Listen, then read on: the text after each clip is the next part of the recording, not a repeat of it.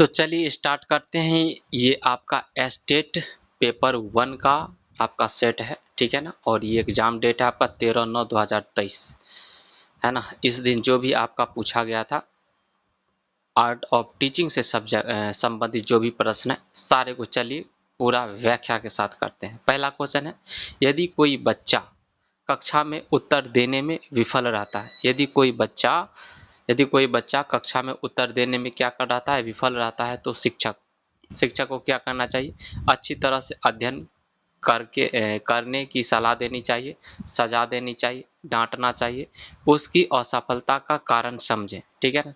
उसकी क्या करना चाहिए बताइए, आंसर क्या हो जाएगा, एक का आंसर जल्दी बोलिए।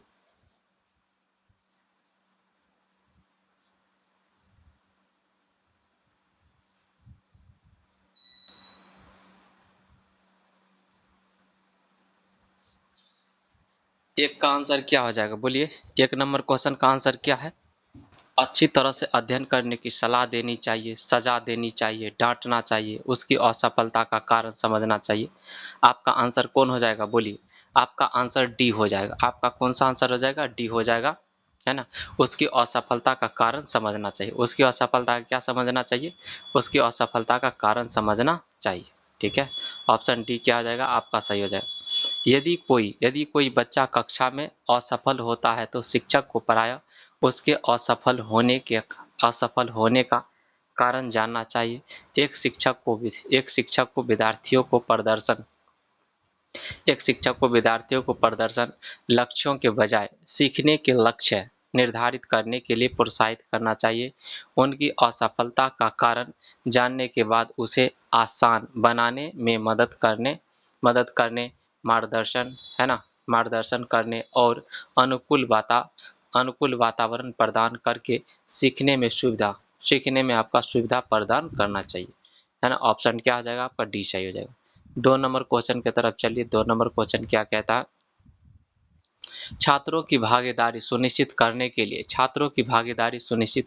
लिए हम डैश उपयोग कर सकते हैं। छात्रों की भागीदारी सुनिश्चित करने के लिए हम डैश उपयोग करते हैं। छात्रों की भागीदारी सुनिश्चित करने के लिए हम डैश उपयोग करते हैं। क्या उपयोग करते हैं, पहला ऑप्शन है आपका प्रदर्शन, दूसरा ऑप्शन है छोटे आदमी का व्याख्यान, और तीसरा ऑप्शन है चर्चा, और चौथा है आपका चित्रण। क्या हो जाएगा, छात्रों की भागीदारी सुनिश्चित करने के लिए हम उपयोग करते हैं, प्रदर्शन का उपयोग करते हैं, छोटे आदमी का व्याख्यान, उसके बाद चर्चा, उसके बाद चित्रण। क्या हो जाएगा आंसर बोलिए, 2 का आंसर क्या हो जाएगा, जल्दी बोलिए। क्या हो जाएगा इसका आंसर, चर्चा हो जाएगा। क्या हो जाएगा आपका आंसर, चर्चा हो जाएगा। ऑप्शन सी सही हो जाएगा। कौन सा सही हो जाएगा आपका, ऑप्शन सी सही हो जाएगा, है ना। ऑप्शन सी सही हो जाएगा। छात्रों की भागीदारी सुनिश्चित करने के लिए हमें कक्षा में चर्चा विधि का उपयोग करना चाहिए। हमें क्या करना चाहिए, हमें चर्चा विधि का उपयोग करना चाहिए। चर्चा विधि तब होती है जब स्थिति के संबंध में कोई मतभेद होता है। स्थिति के संबंध में क्या होता है आपका, कोई मतभेद होता है। इसमें छात्रों या साथियों के बीच प्रश्नों और विचारों का आदान प्रदान शामिल है। आदान प्रदान क्या आपका शामिल है। जानकारी की अवधारणा के लिए चर्चा के तरीके अन्य से बेहतर हो सकते हैं। इस पद्धति को निर्माण के दृष्टिकोण में आपका श्रेष्ठ पाया गया, निर्माण की दृष्टि में श्रेष्ठ पाया गया। व्यवहार स्वरूप को आकार देने में महत्वपूर्ण है। व्यवहार स्वरूप को आकार देने में क्या है आपका महत्वपूर्ण है। व्यवहार आपका स्वरूप को आकार देने में क्या है आपका महत्वपूर्ण। व्यवहार स्वरूप को आकार देने में क्या है आपका महत्वपूर्ण। व्यवहार स्वरूप को आकार देने में क्या है आपका महत्वपूर्ण है, ठीक है। तो आपका चलिए 3 नंबर क्वेश्चन की तरफ चलते हैं। 3 नंबर क्वेश्चन क्या बोलता है, 3 नंबर क्वेश्चन कहता है, इनमें से एक सहकारी शिक्षण का सिद्धांत नहीं है। इनमें से एक सहकारी शिक्षण का सिद्धांत नहीं है। कौन सा सहकारी शिक्षण का सिद्धांत नहीं है, पहला ऑप्शन है सकारात्मक श्रुतलेख।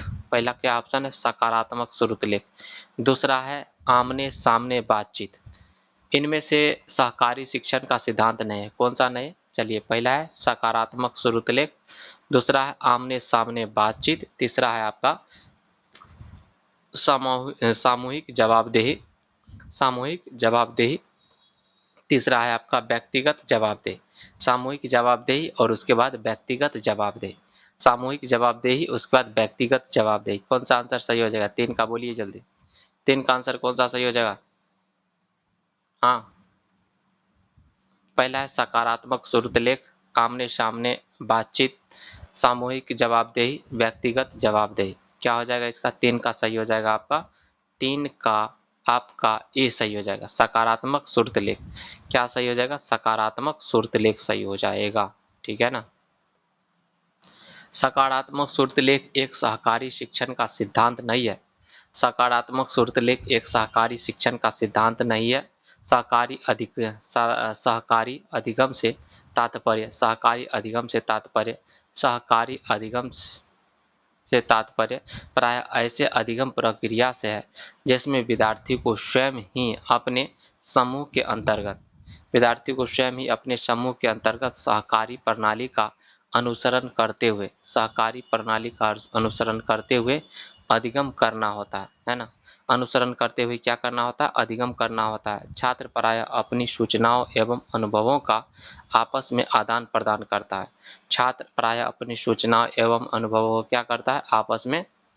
अनुभवों का आपस में आदान प्रदान करता है तथा परस्पर सहयोग द्वारा वातावरण में विषय संबंधी ज्ञान एवं कौशलों को अर्जित करने का क्या करता है? प्रयत्न करता है, ठीक है। चलिए अगला क्वेश्चन की तरफ बढ़िए। 4 नंबर क्वेश्चन,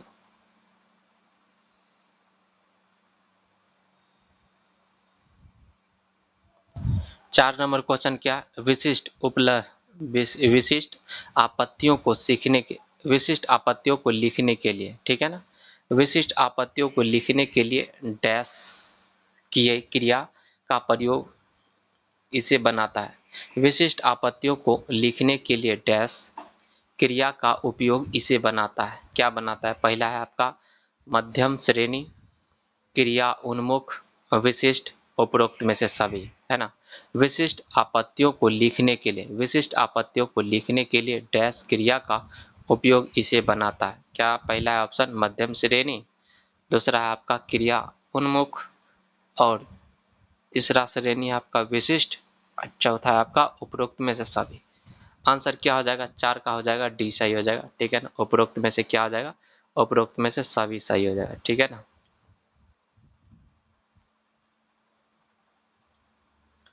तो किसी विशेष आपत्ति को लिखने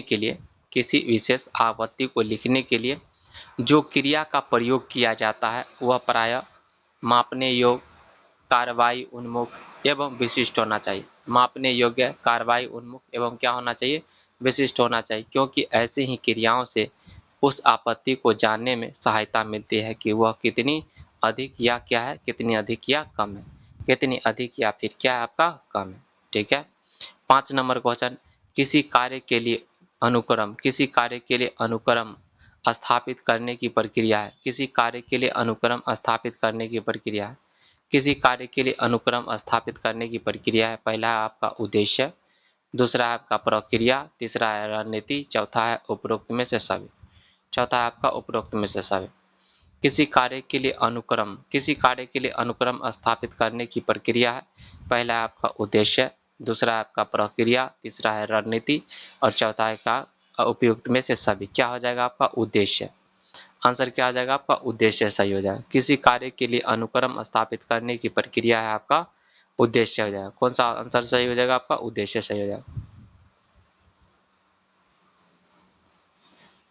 किसी कार्य का क्रम स्थापित करने के लिए किसी कार्य का क्रम स्थापित करने के लिए किसी कार्य का क्रम स्थापित करने के लिए जिस जिस प्रक्रिया का उपयोग किसी कार्य का क्रम स्थापित करने में जिस प्रक्रिया का उपयोग किया जाता है उसे उद्देश्य कहते हैं। उसे क्या कहते हैं? उसे उद्देश्य कहते हैं। उद्देश्य एक पूर्वदर्शित लक्ष्य है। उद्देश्य क्या है आपका? पूर्वदर्शित लक्ष्य है जो किसी क्रिया को संचालित करता है, जो किसी क्रिया को क्या करता है? संचालित करता है अथवा व्यवहार को प्रेरित करता है। यदि लक्ष्य निश्चित तथा स्पष्ट होता है तो यदि आपका लक्ष्य निश्चित तथा स्पष्ट होता है तो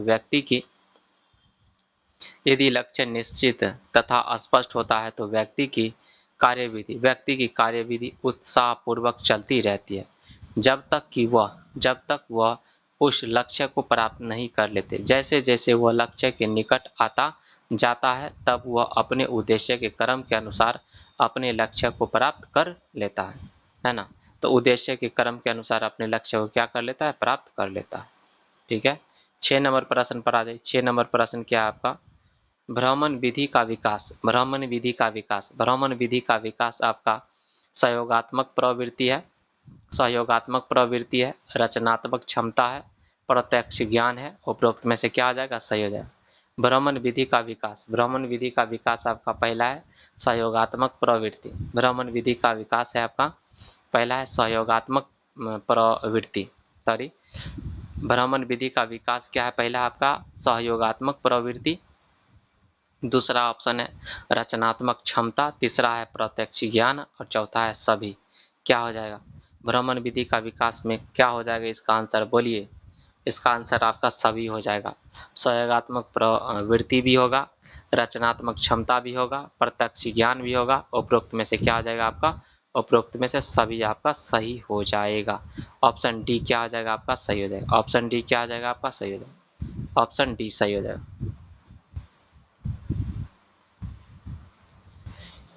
क्या आ जाएगा, ऑप्शन डी से है। भ्रमण विधि का विकास सहयोगात्मक, भ्रमण विधि का विकास सहयोगात्मक अभिवृत्ति,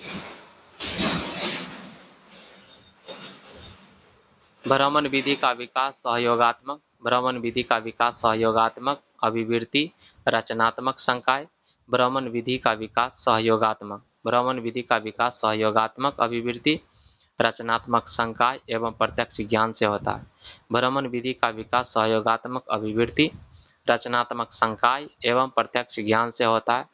शैक्षिक भ्रमण विधि, शैक्षिक भ्रमण विधि विद्यार्थियों को रोचक ढंग से पढ़ाने में महत्वपूर्ण भूमिका निभाता है।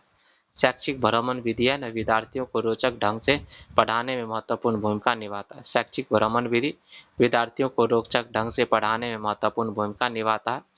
इससे उन्हें चीज़ों को बेहतर तरीके से सीखने में क्या मिलती है, मदद मिलती है। यह नियमित कक्षा के बाहर, यह नियमित कक्षा के बाहर एक स्थान, कक्षा के बाहर एक स्थान की यात्रा है जिसे कुछ उद्देश्यों को प्राप्त करने के लिए बनाया गया है, जिसे अन्य साधनों का उपयोग करके भी प्राप्त नहीं किया जा सकता है, जिसे अन्य साधनों का भी उपयोग करके प्राप्त नहीं किया जा सकता। ठीक है, तो आपका चलिए 7 नंबर क्वेश्चन की तरफ बढ़ जाइए। 7 नंबर क्वेश्चन क्या बोलता है, सभी बच्चों में सीखने का क्षमता खुली है। सभी बच्चों में सीखने की क्षमता खुली है आपका, ये बात सभी बच्चों में सीखने की क्षमता खुली है, यह बात किसका है बताइए, है ना।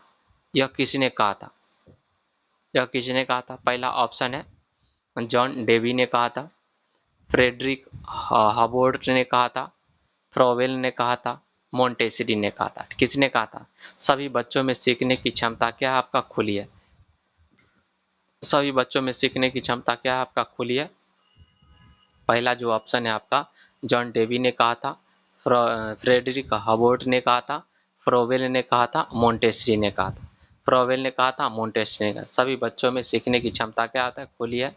जॉन डेवी ने कहा था, फ्रेडरिक हबोर्ड ने कहा था, फ्रोवेल ने कहा था, मोंटेसरी ने कहा था। किसने कहा था, बोलिए। तो आपका फ्रोवेल ने कहा था। किसने कहा था, फ्रोवेल ने कहा था। किसने कहा था, फ्रोवेल ने कहा था, है ना। आपका ऑप्शन क्या हो जाएगा, आपका सी सही हो जाएगा।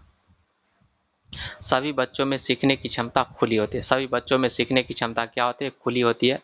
यह फ्रेडरिक फ्रोवेल द्वारा कहा गया, सभी बच्चों में सीखने की क्षमता क्या होती है, खुली होती है। यह फ्रेडरिक फ्रोवेल द्वारा कहा गया, सभी बच्चों में सीखने की क्षमता क्या होती है आपका, खुली होती है। सभी बच्चों में सीखने की क्षमता क्या होती है आपका, खुली होती है। यह फ्रेडरिक फ्रोवेल द्वारा कहा गया, ठीक है ना। सभी बच्चों में सीखने की क्षमता क्या होती है, खुली होती है। यह फ्रेडरिक फ्रोवेल द्वारा कहा गया। यह किसके द्वारा कहा गया, यह फ्रेडरिक फ्रोवेल द्वारा क्या कहा गया। फ्रोवेल एक जर्मन शिक्षक था। फ्रोवेल क्या था, एक जर्मन शिक्षक था। इन्होंने किंडरगार्टन विधि का आविष्कार किया था। इन्होंने किसका आविष्कार किया था, किंडरगार्टन विधि का आविष्कार किया था।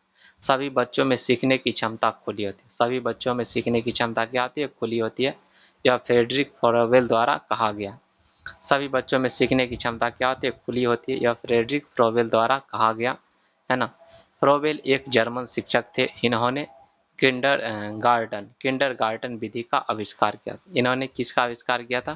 किंडरगार्टन विधि का आविष्कार किया था।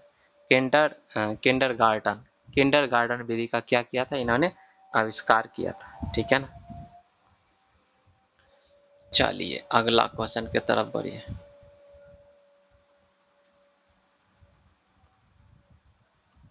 अच्छा, इसको देखिए। बच्चे छोटे फूलों की तरह होता है। बच्चे क्या होता है आपका? छोटे फूलों की तरह होता है।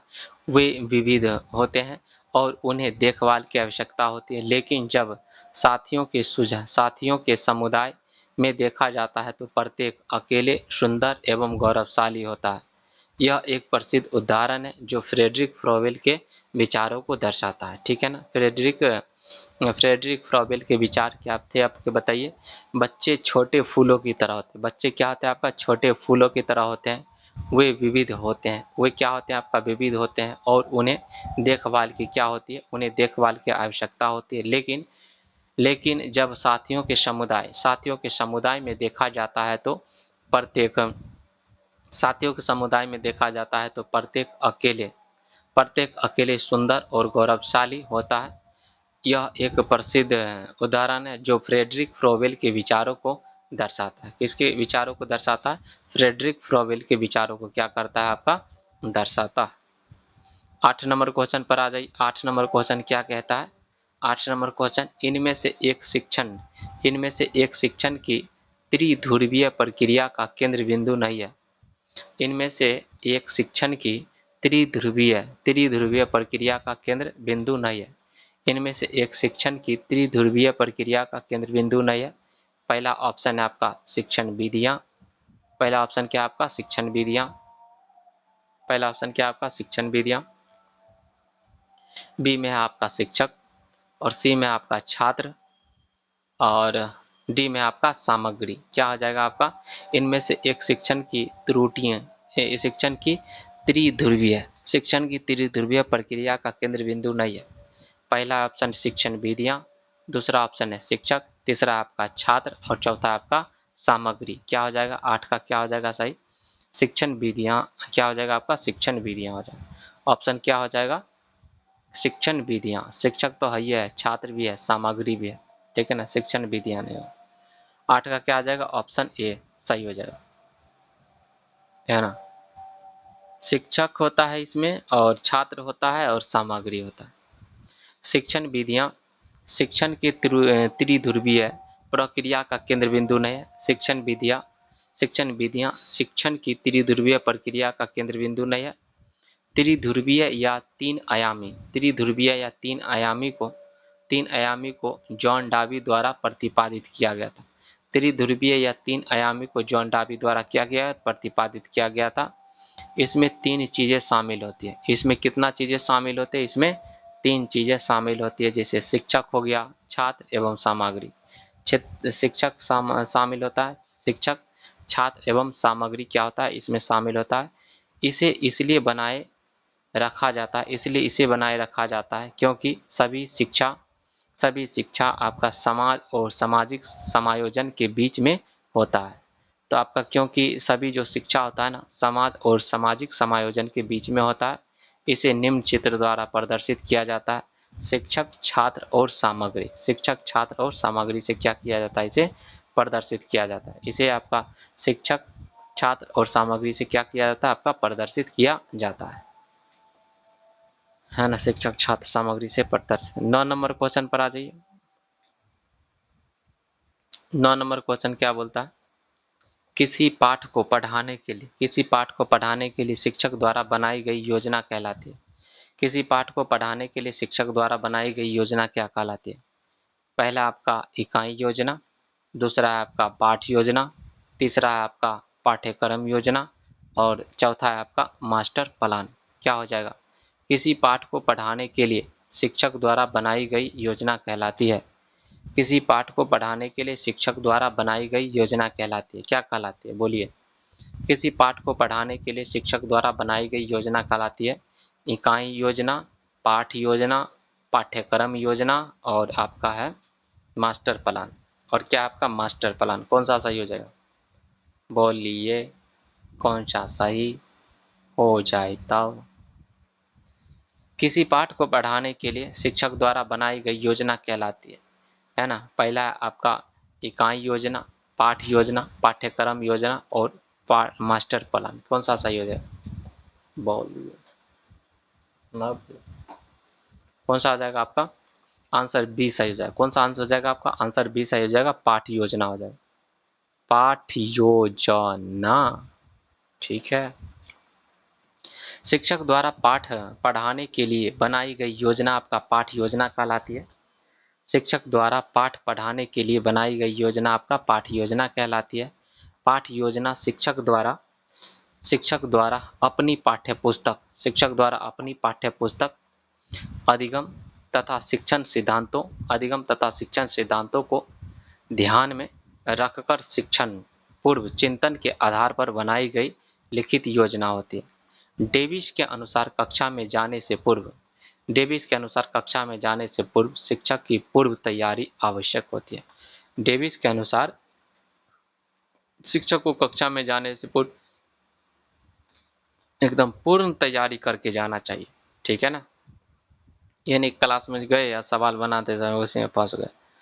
तो उसके बाद शिक्षक को पूर्ण रूप से तैयारी करके जाना क्या आवश्यक है, क्योंकि बालक की प्रगति में सर्वाधिक बाधक उनकी अपूर्ण तैयारी होती है। सब क्या हो जाएगा? सर्वाधिक बाधक क्या हो जाएगी? उसकी अपूर्ण, शिक्षक की अपूर्ण तैयारी हो जाएगा। उपरोक्त कथन से डेविस महोदय ने कक्षा में अपने से पूर्व शिक्षक की तैयारी को ही पाठ योजना माना है, ठीक है ना। क्या माना है? पाठ योजना। कक्षा में जाने से पहले शिक्षक की तैयारी को ही क्या माना है? पूर्व शिक्षक की तैयारी को ही क्या माना है? डेविस महोदय ने पाठ योजना माना, ठीक है। 10 नंबर क्वेश्चन पर आ जाइए। 10 नंबर क्वेश्चन क्या कहता है? शैली, ना तरीका आंसर दिख जाता है। शैली प्रतिविधि और खेल का सबसे महत्वपूर्ण योगदान है। शैली प्रतिविधि और खेल का सबसे महत्वपूर्ण योगदान है। शैली प्रतिविधि और खेल का सबसे महत्वपूर्ण योगदान है। शैली प्रतिविधि और खेल का सबसे महत्वपूर्ण योगदान है। पेस्टालॉजी, फ्रॉवेल, मॉन्टेसरी, डेवी। कौन सा सही हो जाएगा? बोलिए कौन सा सही हो जाएगा? शैली प्रतिविधि और खेल का सबसे महत्वपूर्ण योगदान था, किसका था बताइए? पहला ऑप्शन पेस्टालॉजी, दूसरा ऑप्शन फ्रॉवेल, तीसरा ऑप्शन मॉन्टेसरी और चौथा ऑप्शन आपका डेवी। बोलिए क्या आ जाएगा? शैली प्रतिविधि और खेल का सबसे महत्वपूर्ण योगदान होगा आपका फ्रॉवेल हो जाएगा। कौन सा आंसर हो जाएगा आपका? फ्रॉवेल हो जाएगा। फ्रॉवेल, ऑप्शन बी सही हो जाएगा। ऑप्शन आपका बी सही हो जाएगा।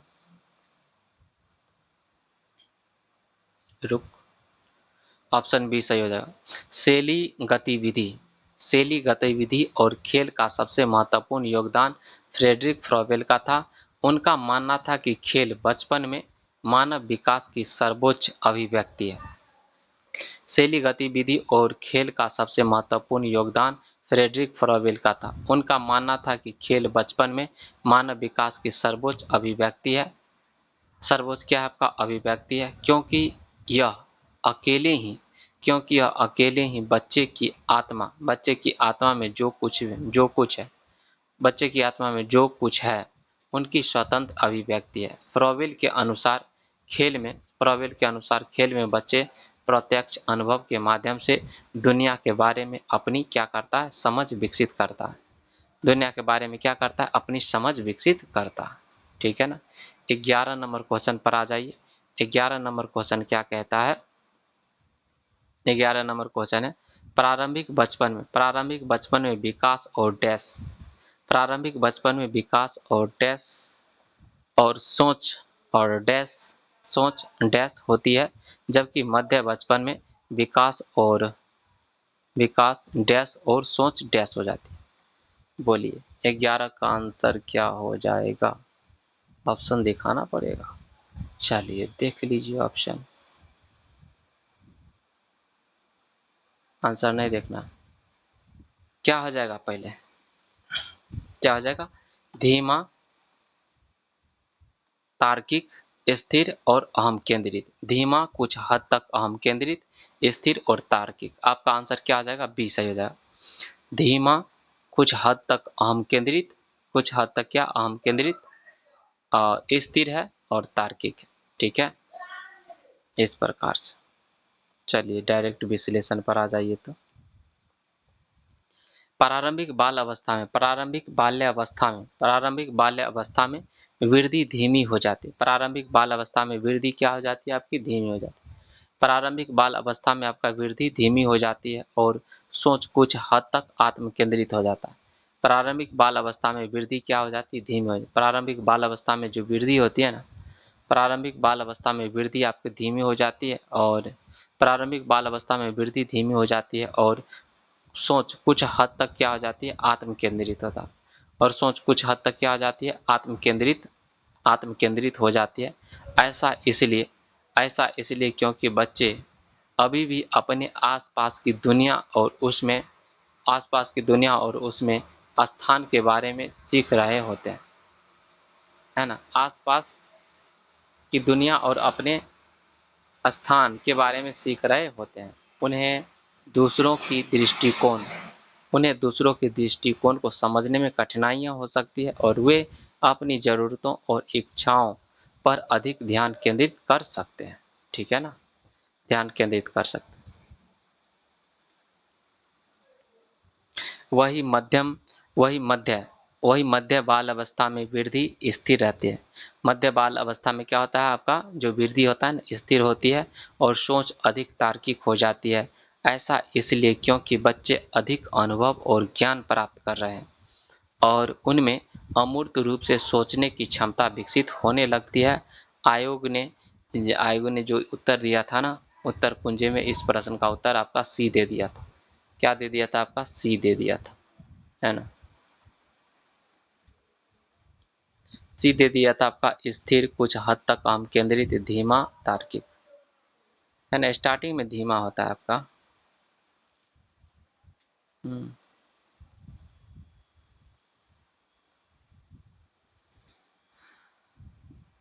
ठीक है।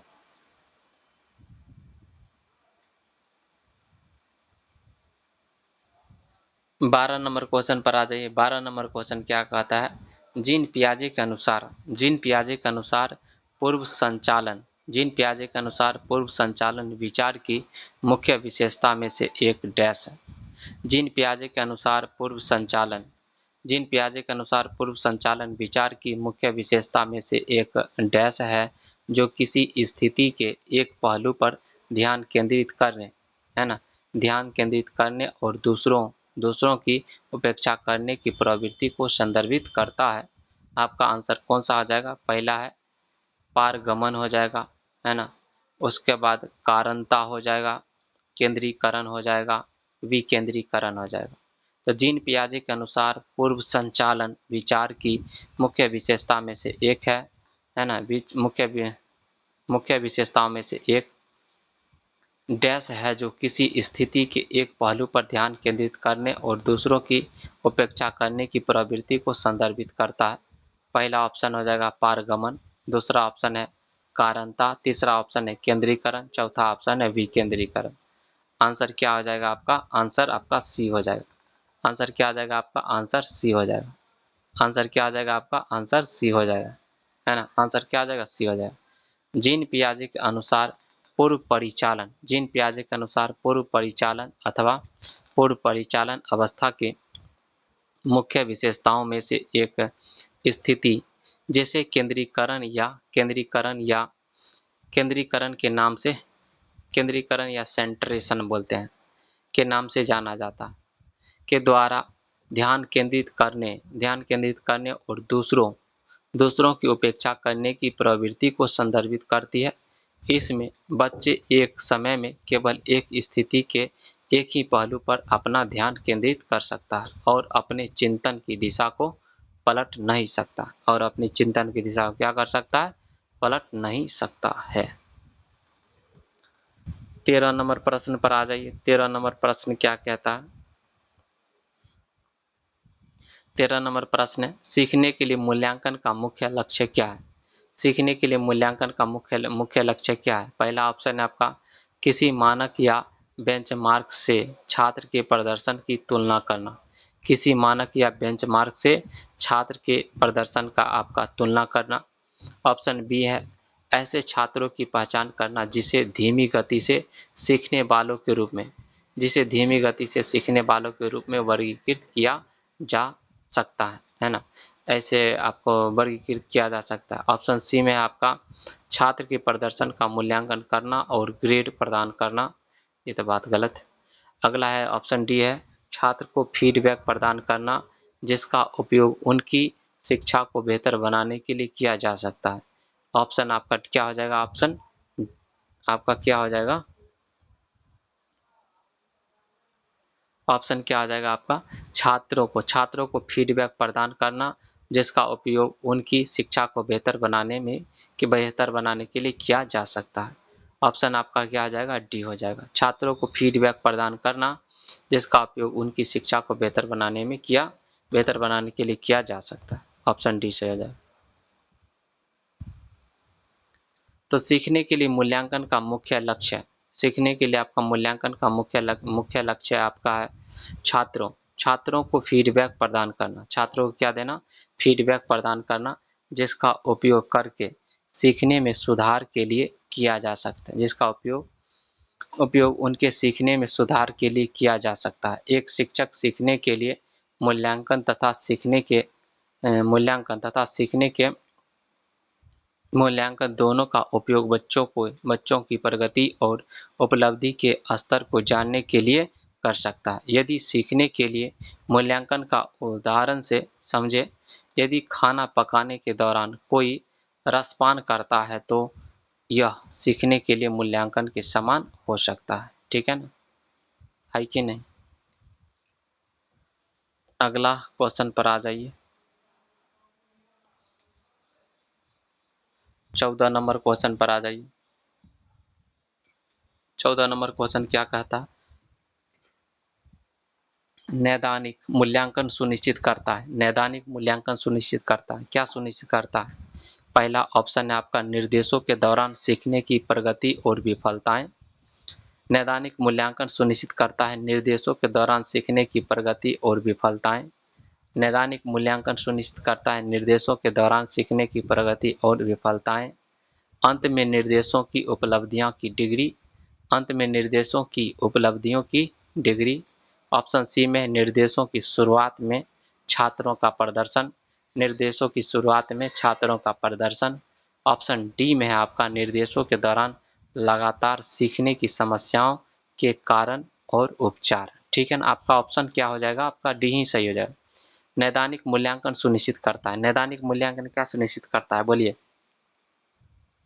नैदानिक मूल्यांकन सुनिश्चित करता है आपका नैदानिक मूल्यांकन क्या सुनिश्चित करता है? नैदानिक मूल्यांकन निर्देशों के दौरान लगातार सीखने की समस्याओं के कारण और उपचार को क्या करता है? सुनिश्चित करता है। नैदानिक मूल्यांकन सुनिश्चित करता है आपका निर्देशों के दौरान लगातार सीखने की समस्याओं के कारण और उपचार को क्या करता है? सुनिश्चित करता है। ठीक है ना? सुनिश्चित करता है। चलिए, इसका ऑप्शन डी तो सही हो गया। विश्लेषण देख लेते हैं। नैदानिक मूल्यांकन निर्देशों के दौरान लगातार सीखने की समस्याओं का कारण और उपचार का पता लगाया जा सकता है। नैदानिक मूल्यांकन शिक्षकों को सीखने की कठिनाइयों या सीखने वालों की समझ में कमी और सीखने वाले की व्यक्तिगत शक्तियों, कमजोरी, कौशल आदि की पहचान करने में क्या करता है? मदद करता है। ठीक है? तो नैदानिक मूल्यांकन निर्देशों के दौरान लगातार सीखने की समस्याओं का कारण और उपचार का पता लगाया जा सकता है। नैदानिक मूल्यांकन शिक्षकों को सीखने की कठिनाइयों या सीखने वालों की समझ में कमी और सीखने वाले की व्यक्तिगत शक्तियों, कमजोरी, कौशल आदि की पहचान करने में क्या करता है? आपका मदद करता है। ठीक है। 15 नंबर क्वेश्चन पर आ जाइए। 15 नंबर क्वेश्चन क्या बोलता है? 15 नंबर क्वेश्चन कहता है आपका शिक्षण सहायक सामग्री। शिक्षण सहायक सामग्री के बारे में निम्नलिखित में से कौन सा कथन सही है? शिक्षण सहायक सामग्री के बारे में निम्नलिखित में से कौन सा कथन सही है? आपको बोला जा रहा है शिक्षण सहायक सामग्री के बारे में निम्नलिखित में कौन सा कथन सही है? पहला है आपका वे छात्रों को बेहतर सीखने में मदद करता है। वे छात्रों को बेहतर सीखने में क्या करता है? मदद करता है। वे छात्रों को बेहतर सीखने में मदद करता है। ऑप्शन बी में वे शिक्षण वे शिक्षण सीखने की प्रक्रिया को दिलचस्प बनाता है। वे शिक्षण सीखने की प्रक्रिया को क्या बनाता है? दिलचस्प बनाता है। वे लंबी अवधि के लिए अवधारणाओं को बनाए रखने में क्या करता है? मदद करता है। वे लंबी अवधि की अवधारणाओं को बनाए रखने में क्या करता है? मदद करता है। उपरोक्त में से क्या सही? बताइए कौन सा आंसर सही हो जाएगा? शिक्षण सहायक सामग्री के बारे में निम्नलिखित में से कौन सा कथन आपका सही है? तो कौन सा कथन सही है आपका? पहला, वे छात्रों को बेहतर सीखने में मदद करता है। वे छात्रों को बेहतर सीखने में क्या करता है? मदद करता है। वे शिक्षण सीखने की प्रक्रिया को दिलचस्प बनाता है। वे लंबी अवधि के लिए अवधारणाओं को बनाए रखने में क्या करता है? मदद करता है। ऑप्शन क्या आ जाएगा? ऑप्शन डी सही हो जाएगा। इसमें कौन सा सही हो जाएगा? ऑप्शन डी सही हो जाएगा। सभी जो भी कथन है सब क्या है इसमें आपका? सब ठीक है। सभी कथन क्या है आपका? सही है ना? सभी कथन सही है। शिक्षक सहायक सामग्री का मुख्य उद्देश्य छात्रों के सीखने के परिणामों का अनुकूलन करना है। शिक्षण सहायक सामग्री का उपयोग करके कक्षा में दिए गए सीखने के अनुभव पर अत्यधिक आपका निर्भर है। अनुभव पर क्या है? अत्यधिक निर्भर है।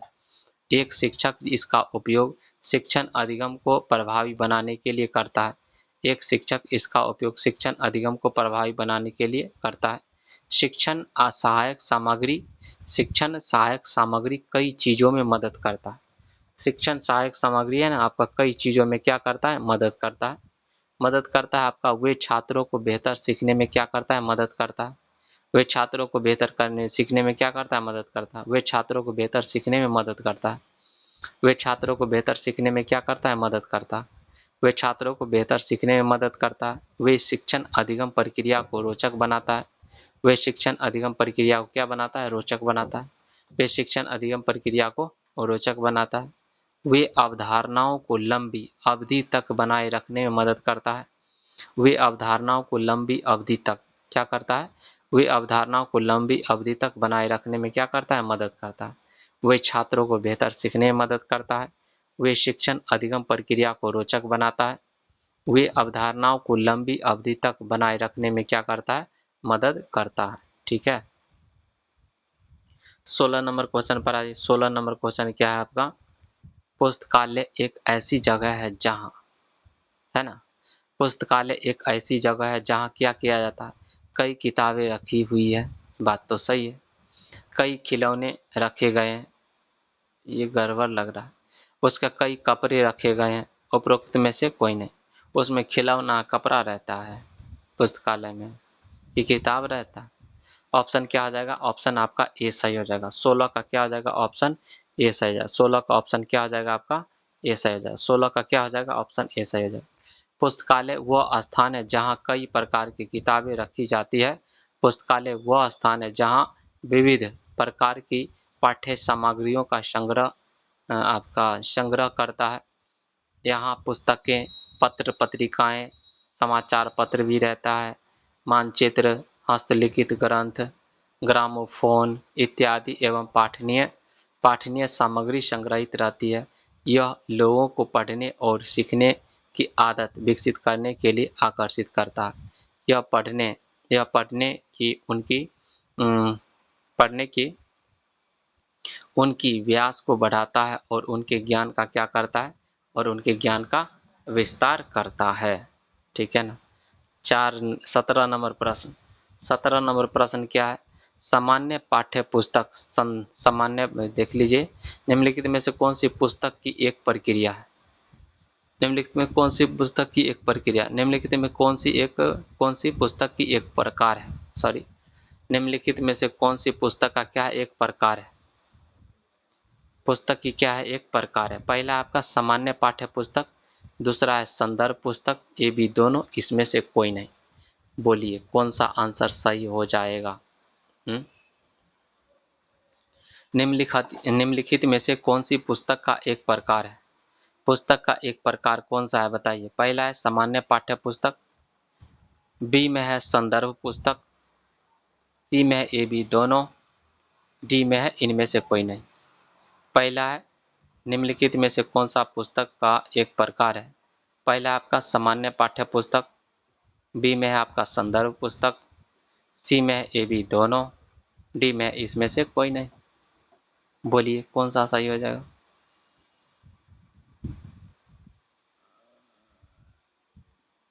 आपका सी सही हो जाएगा, ठीक है ना, दोनों हो जाएगा।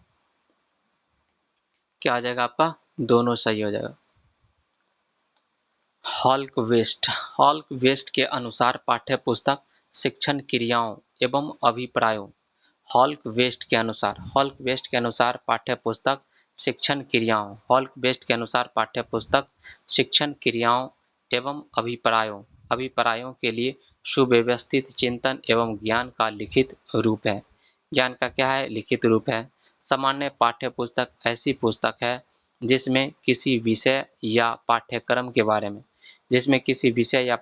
के बारे में व्यापक जानकारी शामिल होती है, जिसकी छात्रों को उनके शैक्षणिक वर्षों में आवश्यकता होती है। छात्रों क्या होती है? शैक्षणिक वर्षों में आवश्यकता होती है। संदर्भ पाठ्य पुस्तक एक ऐसी पुस्तक है जिसमें महत्वपूर्ण विषयों पर जानकारी या विशेष रूप से व्यवस्थित जानकारी होती है ना, विशेष रूप से व्यवस्थित जानकारी होती है। संदर्भ पुस्तकें विश्वसनीय प्रमाणित होती है ना, प्रामाणिक होती है। जो संदर्भित पुस्तक होता है ना, विश्वसनीय प्रामाणिक होती है और विभिन्न रूपों में पाई जाती है, ठीक है। तो आपका आंसर सी हो जाएगा, सी तो सही है। हॉल्क वेस्ट के अनुसार पाठ्य पुस्तक शिक्षण क्रियाओं एवं अभिप्रायों के लिए सुव्यवस्थित चिंतन और ज्ञान का लिखित क्या है? रूप है। सामान्य पाठ्य पुस्तक एक ऐसी पुस्तक है जिसमें किसी विषय का पाठ्यक्रम के बारे में व्यापक जानकारी शामिल होती है, जिसकी छात्रों और उनके शैक्षिक वर्षों में आवश्यकता होती है, ठीक है ना, आवश्यकता होती है। संदर्भ पाठ्य पुस्तक एक ऐसी पुस्तक है जिसमें महत्वपूर्ण विषयों पर जानकारी या विशेष रूप से व्यवस्थित जानकारी होती है। संदर्भ पुस्तकें विश्वसनीय प्रामाणिक होती है। जो संदर्भ पुस्तक होता है ना आपका, विश्वसनीय प्रामाणिक होती है, विश्वसनीय प्रामाणिक होती है और विभिन्न रूपों में पाई जाती है। और विभिन्न रूपों में क्या की जाती है? ये पाई जाती है। अगला 18 नंबर क्वेश्चन पर आ जाइए। 18 नंबर क्वेश्चन क्या कहता है? निम्नलिखित में से कौन सा शिक्षकों का गुण नहीं है? शिक्षकों का गुण क्या नहीं है? पहला ऑप्शन है सहानुभूति, ये तो शिक्षक का गुण तो ये तो होता है। संचार, ये भी होता है। रचनात्मकता, ये भी होता है। ईर्ष्या, शिक्षक का आपका ईर्ष्या वाला गुण नहीं होना चाहिए, होता नहीं, ये शिक्षक का गुण नहीं। शिक्षक ईर्ष्या नहीं करता, ईर्ष्या द्वेष ये सब शिक्षक नहीं करता, ठीक है ना, ये होना भी नहीं चाहिए। तो आपका 18 का क्या आ जाएगा? आपका डी आंसर सही हो जाएगा।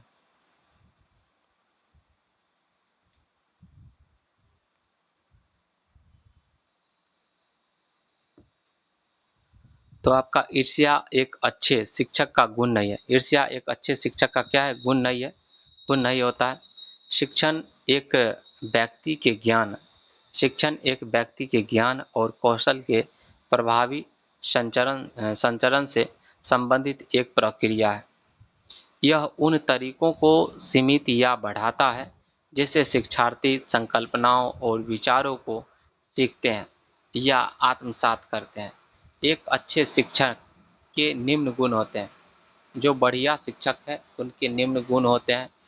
पहला गुण है आपका, एक अच्छा शिक्षक का निम्न गुण होते हैं, निष्ठावान और समर्पित होते हैं बच्चों के प्रति। क्या होते हैं वो?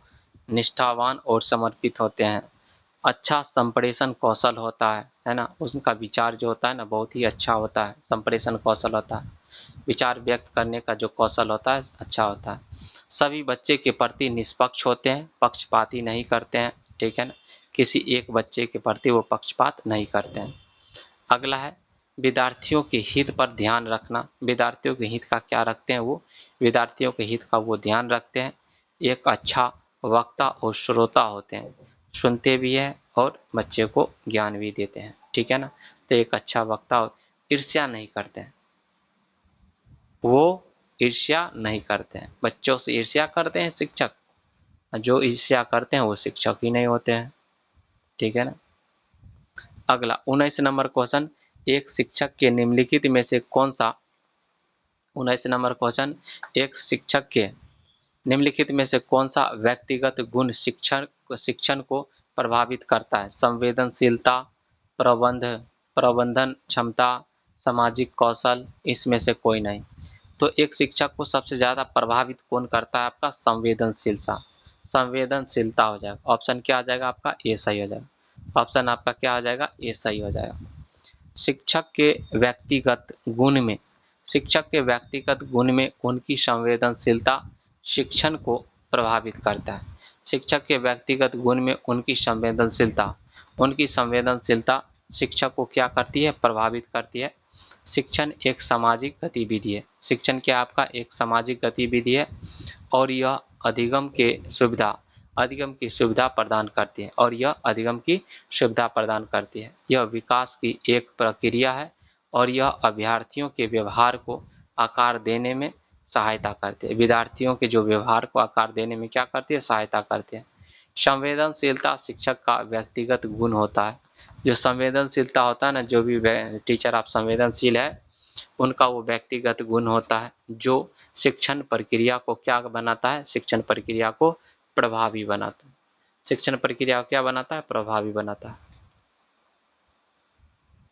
20 नंबर क्वेश्चन पर आ जाइए। 20 नंबर क्वेश्चन क्या कहता है? उच्च शिक्षा में शिक्षक की भूमिका है। उच्च शिक्षा में शिक्षक की भूमिका है, क्या है? भूमिका बताइए। उच्च शिक्षा में शिक्षक की भूमिका क्या है? छात्रों में स्वयं सीखने को बढ़ावा देना। उच्च शिक्षा में शिक्षक की भूमिका है छात्रों में स्वयं सीखने को बढ़ावा देना। ये तो बात सही है। छात्रों को जानकारी प्रदान करना, ये बात भी, छात्रों को जानकारी तो ठीक था ही है, लेकिन भूमिका होता अच्छा कि ये तो गड़बड़। छात्रों को उनकी समस्या का समाधान करने में मदद करना उच्च शिक्षा के लिए ये सब ठीक नहीं है। इनमें से कोई नहीं। सबसे अच्छा हो जाएगा, आपका आंसर हो जाएगा छात्रों में स्वयं सीखने को बढ़ावा देना। उच्च शिक्षा में आपका शिक्षक का जो प्रमुख भूमिका है कि आप बच्चे को स्वयं सीखने को बढ़ावा दें, बच्चे में ऐसा स्किल उत्पन्न कर दें कि बच्चा आपका खुद सीखे। जो बच्चा खुद से सीखता है ना, वो कभी भूलता नहीं, ठीक है। आपका आंसर क्या हो जाएगा? ए सही हो जाएगा।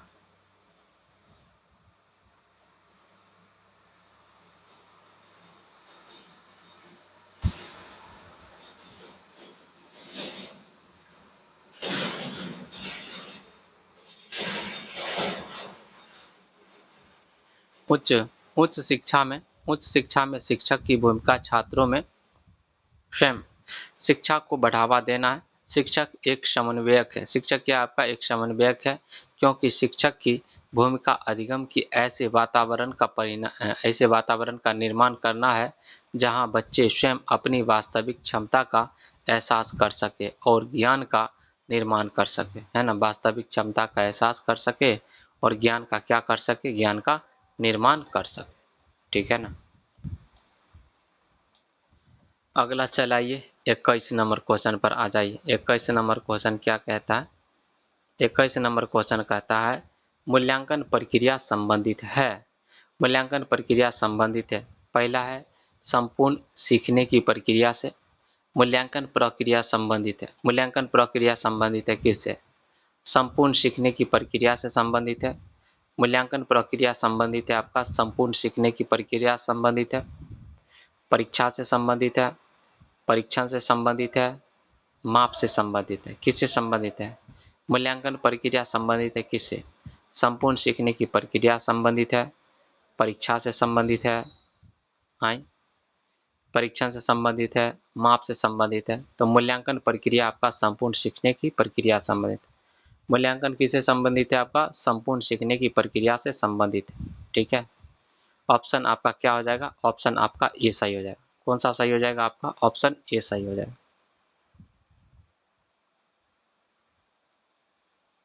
ठीक है, मूल्यांकन की प्रक्रिया में संपूर्ण अधिगम की प्रक्रिया शामिल होती है। मूल्यांकन प्रक्रिया में क्या होती है शामिल? संपूर्ण अधिगम की प्रक्रिया शामिल होती है। मूल्यांकन की प्रक्रिया में संपूर्ण अधिगम की प्रक्रिया शामिल होती है। मूल्यांकन की प्रक्रिया में संपूर्ण अधिगम की प्रक्रिया क्या होती है? शामिल होती है। मूल्यांकन की प्रक्रिया में संपूर्ण अधिगम की प्रक्रिया शामिल होती है।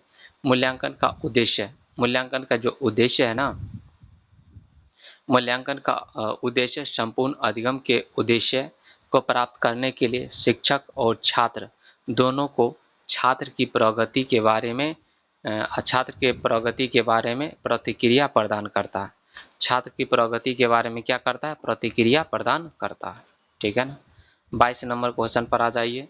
22 नंबर क्वेश्चन क्या कहता है?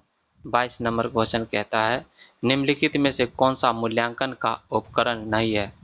निम्नलिखित में से कौन सा मूल्यांकन का एक उपकरण है? निम्नलिखित में से कौन सा मूल्यांकन का उपकरण नहीं है?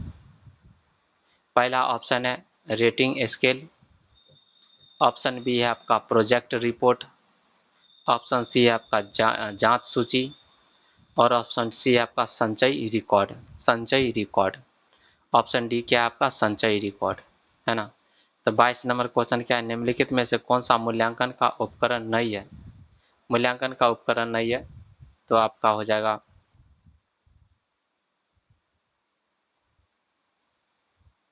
निम्नलिखित में से कौन सा मूल्यांकन का उपकरण नहीं है? तो रेटिंग स्केल तो है, सही है। प्रोजेक्ट रिपोर्ट आपका नहीं हो जाएगा। ठीक है ना। जांच सूची भी है, संचयी रिकॉर्ड भी है। ऑप्शन बी क्या है आपका? ये गलत है। 22 का बी गलत है।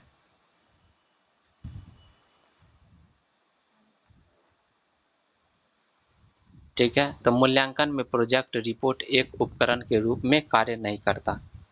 ठीक है, तो मूल्यांकन में प्रोजेक्ट रिपोर्ट है ना, एक उपकरण के रूप में कार्य नहीं करता। मूल्यांकन में प्रोजेक्ट रिपोर्ट एक उपकरण के रूप में कार्य नहीं करता है। मूल्यांकन उपकरणों, मूल्यांकन आपका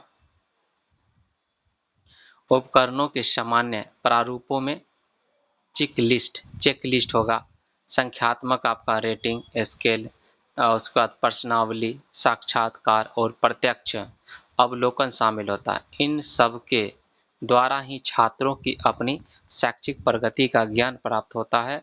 इससे उनमें प्रेरणा, आत्मसंतोष, आत्मविश्वास, आगे बढ़ने की हिम्मत उत्पन्न होती है तथा साथ ही साथ अपनी कमियों की जानकारी भी मिल जाती है। अपनी कमियों की जानकारी मिल जाती है बच्चों को। ठीक है, अगला 23 नंबर क्वेश्चन एकदम बहुत इंपॉर्टेंट है।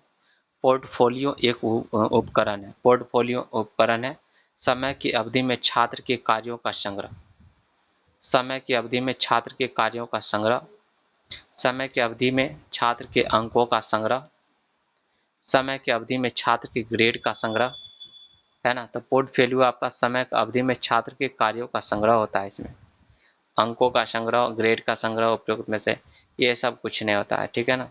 ऐसा उपकरण है जो छात्रों के कार्यों का क्या होता है? आपका संग्रह होता है पोर्टफोलियो में। तो इसका क्या हो जाएगा? आपका ए सही हो जाएगा। तो इसका कौन सा सही हो जाएगा? आपका ए सही हो जाएगा। पोर्टफोलियो आपका एक ऐसा उपकरण है, पोर्टफोलियो एक ऐसा उपकरण है जो छात्र की अवधि में छात्रों के कार्यों को संग्रह करता है। यह एक विशिष्ट विषय क्षेत्र है। यह एक विशिष्ट विषय क्षेत्र में छात्र के ज्ञान, कौशल और दृष्टिकोण के विकास की जांच के लिए शिक्षक शिक्षक और छात्र शिक्षक और छात्र शिक्षक और छात्र द्वारा उपयोग किए जाने वाले साक्ष्य का एक व्यवस्थित और संगठित क्या है आपका संग्रह है। ठीक है ना। 24 नंबर क्वेश्चन पर आ जाइए। 24 नंबर क्वेश्चन क्या बोलता है? खेल का उद्देश्य है। खेल का क्या उद्देश्य है? पहला है शारीरिक विकास, दूसरा है नैतिक विकास, तीसरा है उपरोक्त दोनों, उपयुक्त में से कोई नहीं। तो खेल का उद्देश्य जो है, खेल का क्या उद्देश्य है? शारीरिक विकास और नैतिक विकास। खेल का उद्देश्य क्या होता है? खेल का उद्देश्य होता है शारीरिक विकास और नैतिक विकास। खेल का उद्देश्य क्या होता है? शारीरिक विकास और नैतिक विकास। खेल का उद्देश्य क्या आपका? शारीरिक विकास और नैतिक विकास। खेल का जो उद्देश्य है शारीरिक विकास और नैतिक विकास है। खेल का मुख्य उद्देश्य आपका क्या है? शारीरिक विकास और नैतिक विकास। ऑप्शन क्या आ जाएगा? सी सही हो जाएगा। खेल का मुख्य उद्देश्य बच्चों के शारीरिक एवं नैतिक विकास को बढ़ावा देना है। खेल हमारे जीवन का एक महत्वपूर्ण अंग है। यह हमें स्वस्थ रखने के साथ साथ मानसिक और सामाजिक विकास को बढ़ाता है। खेल हमें नैतिकता और संयम की महत्वपूर्ण शिक्षा भी प्रदान करता है। खेल हमारी शारीरिक और मानसिक स्थिति को सुधारने का अद्वितीय माध्यम है। ठीक है ना। खेल हमारे शारीरिक और मानसिक स्थिति को सुधारने का अद्वितीय क्या है आपका? माध्यम भी है ना। 25 नंबर क्वेश्चन, मनोवैज्ञानिक आधार को ध्यान में रखते हुए मनोवैज्ञानिक आधार को ध्यान में रखते हुए पाठ्यक्रम के विकास में अपनी भूमिका निभाता है। मनोवैज्ञानिक आधार को ध्यान में रखते हुए पाठ्यक्रम के विकास में अपनी भूमिका निभाता है। पहला ऑप्शन है विद्यार्थियों की भावना, दूसरा ऑप्शन है विद्यार्थियों का स्वभाव, तीसरा अपना ऑप्शन है आपका विद्यार्थी की खुशी और विद्यार्थी की आवश्यकता। मनोवैज्ञानिक आधार को ध्यान में रखते हुए पाठ्यक्रम के विकास में अपनी भूमिका निभाता है। विद्यार्थियों की भावना, विद्यार्थी की स्वभाव, विद्यार्थी की खुशी, विद्यार्थी की आवश्यकता। कौन सा हो जाएगा आंसर बताइए? तो विद्यार्थी की क्या हो जाएगा आपका? विद्यार्थी की आपका आवश्यकता सही हो जाएगा। 25 का क्या हो जाएगा आपका? डी सही हो जाएगा, विद्यार्थी की आवश्यकता। ठीक है ना। क्या है विद्यार्थी की आवश्यकता?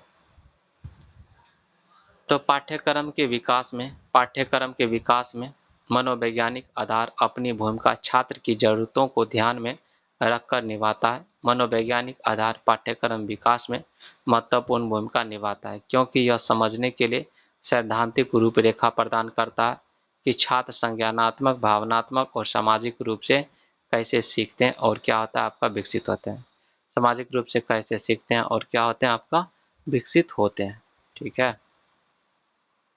अगला है 26 नंबर पर। 26 नंबर प्रश्न क्या है? भारतीय समाज की विशेषता है रूढ़िवादी, अवैज्ञानिक, खुला, स्तरीकृत। ठीक है ना। क्या आ जाएगा? भारतीय समाज की विशेषता क्या है?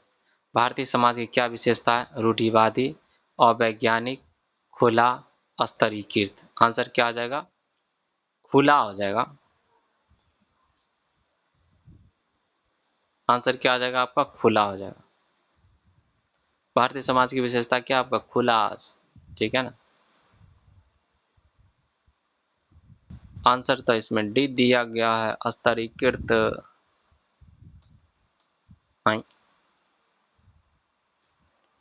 चलिए देख लेते हैं। खुला भारतीय समाज की विशेषताओं में से क्या आपका एक है? भारतीय समाज एक बहुलवादी समाज है जिसमें एक जटिल सामाजिक व्यवस्था है जो जातीय, भाषाई है ना, धार्मिक और उसके बाद जातिगत विभाजनों की भीड़ की विशेषता है, जिसमें ग्रामीण शहरी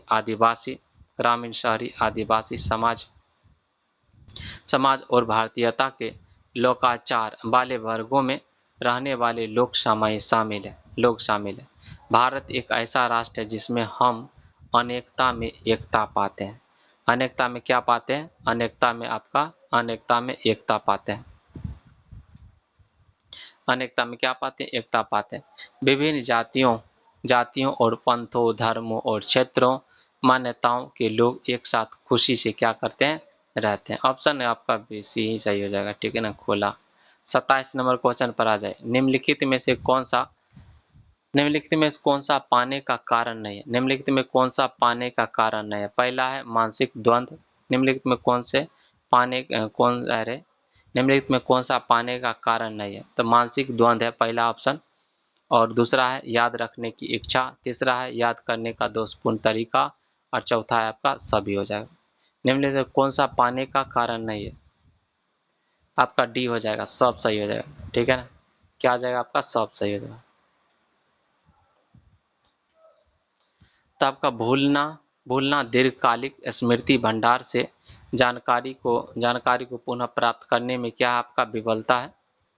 कभी कभी हम सोचते हैं उसे वास्तविक अर्थों में भुला दिया जाता है, उसे भुलाया नहीं जाती, क्योंकि इसे कभी भी एनकोड नहीं किया जा गया है और पहले स्थान पर संग्रहित किया गया था। भूलने की कई कारण हो सकते हैं, ठीक है ना। पहला आपका मानसिक द्वंद्व, किसी व्यक्ति के मानसिक द्वंद्व रहेगा ना तो भूल जाएगा चीज़ों को। याद करने की इच्छा, कोई चीज़ को याद करना चाहोगे बस गया। याद करने की दोषपूर्ण तरीका, याद करने का तरीका भी गलत होता है लोग। हस्तक्षेप, दामित यादें आदि, ये सब ऑप्शन डी सही हो जाए। 28 नंबर क्वेश्चन पर आ जाए। 28 नंबर क्वेश्चन क्या कहता है? इनमें से कौन सा कारक सीखने की प्रक्रिया को प्रभावी नहीं करता है? कौन से कारक, इनमें से कौन सा कारक सीखने की प्रक्रिया को प्रभावित नहीं करता है? बुद्धिमत्ता, रुचि, तत्परता, लक्ष्य निर्धारण, क्या हो जाएगा? इनमें से कौन सा कारक सीखने की प्रक्रिया को प्रभावित नहीं करता? इनमें से कौन सा कारक सीखने की प्रक्रिया को प्रभावित नहीं करता है? बुद्धिमत्ता, रुचि, तत्परता, लक्ष्य निर्धारण, क्या हो जाएगा ऑप्शन आपका? कौन सा ऑप्शन हो जाएगा? लक्ष्य निर्धारण हो जाएगा, है ना, लक्ष्य निर्धारण, ऑप्शन डी सही हो जाएगा। अधिगम नए व्यवहार का अर्जन, अधिगम क्या होता है बताइए? सीखना होता है, नई चीज को सीखना। अधिगम नए व्यवहार का अर्जन या अनुभव के परिणाम के रूप में पुराने व्यवहार को मजबूत करना या कमजोर करना है। इसका परिणाम व्यवहार में प्रगतिशील परिवर्तन होता है। अधिगम को प्रभावित करने वाले मुख्य कारक आपका शिक्षार्थी की अभिप्रेरणा, परिपक्वता, शिक्षण रणनीतियाँ, बुद्धि, रुचि, तत्परता, शिक्षार्थी का शारीरिक और भावनात्मक स्वास्थ्य, उद्देश्य निर्माण, है ना, उद्देश्य निर्माण अधिगम प्रक्रिया को प्रभावित नहीं करता है। ठीक है ना। अगला 29 नंबर क्वेश्चन पर आ जाए। 29 नंबर क्वेश्चन क्या है? श्रव्य दृश्य सहायक सुविधा है। श्रव्य दृश्य जो सुन सकते हैं, है ना। पहला है बहुसंवेदी। श्रव्य दृश्य सहायक सुविधा है आपका बहुसंवेदी, केवल दृश्य, केवल ऑडियो, एंड उपरोक्त में से कोई नहीं। तो श्रव्य दृश्य सहायक सुविधा क्या है आपका? श्रव्य दृश्य सहायक सुविधा क्या है आपका? बहुसंवेदी हो जाएगा। 29 का क्या हो जाएगा आपका? ए सही हो जाएगा। श्रव्य दृश्य सहायक सुविधा क्या हो जाएगा? बहुसंवेदी हो जाएगा। 29 का क्या हो जाएगा आपका? ए सही हो जाएगा। श्रव्य दृश्य सामग्री वे साधन है जिसे हम आंखों से देख सकते हैं। श्रव्य दृश्य सामग्री वे है साधन है जिसको हम लोग क्या कर सकते हैं? आंखों से क्या कर सकते हैं? देख सकते हैं। कानों से संबंधित सुन सकते हैं, है ना। ये प्रक्रियाएं जिनमें दृश्य तथा श्रव्य इंद्रियां सक्रिय होकर भाग लेती है, श्रव्य दृश्य सामग्री कहलाती है। यह एक बहुसंवेदी सुविधा प्रदान करता है। दृश्य श्रव्य सामग्री के अंतर्गत उन सभी साधनों को सम्मिलित किया जाता है जिनकी सहायता से छात्रों की पाठ में क्या कराता है आपका? रुचि, छात्रों की पाठ में रुचि बनी रहती है तथा वे उन्हें सरलतापूर्वक समझते हुए अधिगम के उद्देश्य को क्या करते हैं? प्राप्त करते हैं। ठीक है ना। 30 नंबर क्वेश्चन पर आ जाइए। 30 नंबर क्वेश्चन है डाइनेस ब्लॉक का उपयोग किया जाता है। डाइन्स ब्लॉक का उपयोग किया जाता है, किस में किया जाता है? जोड़ में, घटाव में, दोनों में, उपरोक्त में से कोई नहीं। डाइन्स ब्लॉक होता है ना, गणित सीखने के लिए किया जाता है। तो आपका इसमें जोड़ घटाव दोनों के लिए किया जाता है, ठीक है ना। ऑप्शन क्या आ जाएगा आपका? सी सही हो जाएगा।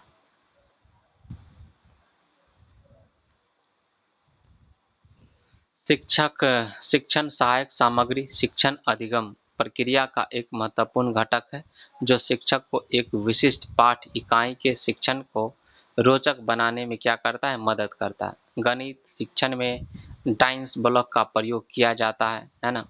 इसे बहु आधार जिसे बहु आधार अंकगणितीय ब्लॉक MAB के रूप में जाना जाता है। इसका उपयोग मूल रूप से बुनियादी गणितीय अवधारणाओं जैसे जोड़ घटाव संख्या गिनती स्थानीय मान सीखने के लिए किया जाता है, ठीक है।